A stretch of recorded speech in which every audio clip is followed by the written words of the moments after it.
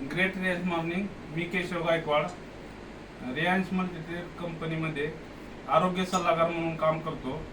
आपण औसा तालुक्यातील बिरवली या गावी आलेलो आहोत. 1 महिन्यापूर्वी आपण यांना रिलायन्स अमृत ज्यूस दिलं होतं. तर त्यांना विचारू की त्याचा काय फरक जाणवला त्यांना, हे त्यांच्याच तोंडून ऐकू.